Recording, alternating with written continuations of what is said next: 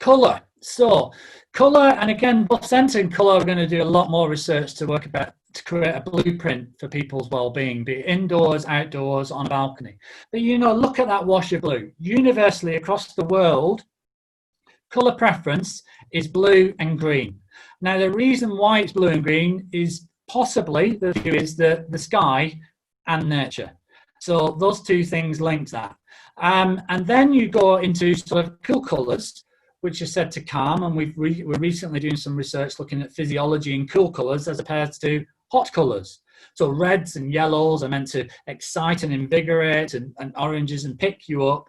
I mean, tulips are an amazing one. Again, a bit of a Twitter survey. Which plants do you like the best during this point in time? Tulips was without a doubt, and tulips are quite easy. They're bedding plants, you put them in a pot, they come through, but you probably have to do them every year and get new tulips every year.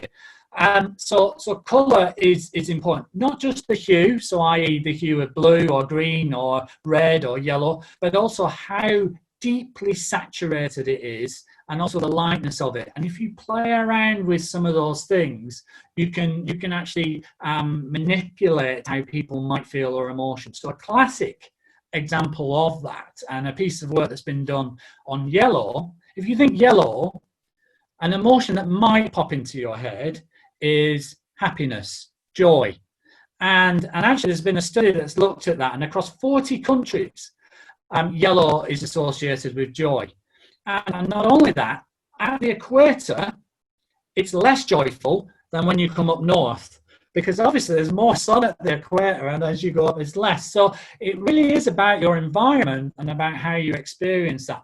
And we're really not played with the scent or the colour. So let's create a happiness garden. And for some, chocolate will be horrible. They'll hate it, they'll disgust it because they'll have had a bad experience with it. But for me, a happy place would be a yellow, an orange, and a red place that would be smelling of chocolate and maybe a bit of peppermint, and sort of most of that. And so think about what kind of things you would like. There's a lot of herbs that have those scents that you can use, actually chocolate scented mint. There's a ginger scented rosemary. So there's a whole bunch of stuff out there that you could use. Okay, next slide. And this just shows the colour preferences. So if you look at mean colour preference up and across the different colours, you can see here that the higher up, the more the colour preferences. There is a theory called the ecological colour balance theory. And this is being used around looking at which of the preferences. So you can see, I talked about the more saturated blues are like more, similar with the greens, and so on. So it's really, believe it or not, actually the science of colour is quite new, and there's still quite a little bit to do.